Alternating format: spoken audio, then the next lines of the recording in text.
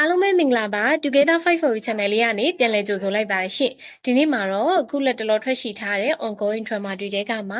Our Right and Soul K drama ဇာတ်ကားလေးနဲ့မိတ်ဆက်ပေးပါရစေဒီဇာတ်ကားလေးอ่ะဆိုရင် ongoing ကားလေးဖြစ်တဲ့အပြင်ကိုအပိုင်း10ပိုင်းထွက်ရှိထားပြီးတော့မင်းကိုယ်တိုင်မှမလွတ်တမ်းကြည့်ရှုရတဲ့ဇာတ်ကားလေးဖြစ်ပါတယ်ဒီဇာတ်လမ်းလေးอ่ะဆိုရင်တော့အမွာညီမနှစ်ယောက်ကိုနောက်ခံထားပြီးတော့တရုပ်ဆောင်ထားတာဖြစ်ပြီးတော့ယူမီရဲ့နဲ့ယူမီဂျီဆိုတဲ့ညီမနှစ်ယောက်ရဲ့ဇေယျသွင်ပြင်လက္ခဏာကွဲပြားမှုတွေကိုတွေ့ရှိရမှာဖြစ်ပြီးတော့ယူမီရဲ့ပဲဖြစ်ပါစေယူမီဂျီပဲဖြစ်ပါစေမိသားစုအပေါ်ဘလို့နှွေးထွေးမှုတွေကိုပြသမလဲဆိုတာကိုလည်းတွေ့ရှိရပြီးတော့ဥပဒေပညာရှင်လေးအဖြစ်နဲ့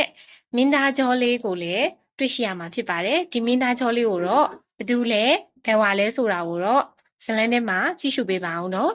မင်းကမပြောပြတော့ဘူးဆိုတာကအရန်ကိုစိတ်လှုပ်ရှားစရာကောင်းတဲ့ဇာတ်ကားလေးဖြစ်တဲ့အပြင်ကိုမှအရန်ကိုလည်းချစ်ခင်ကြည်နူးဖွယ်ကောင်းတဲ့ဇလန်းလေးမို့လို့မင်းနဲ့အတူတူလိုက်ပါကြည့်ရှုရအောင်နော်အားလုံးကိုကျေးဇူးအများကြီးတင်ပါတယ်ရှင့်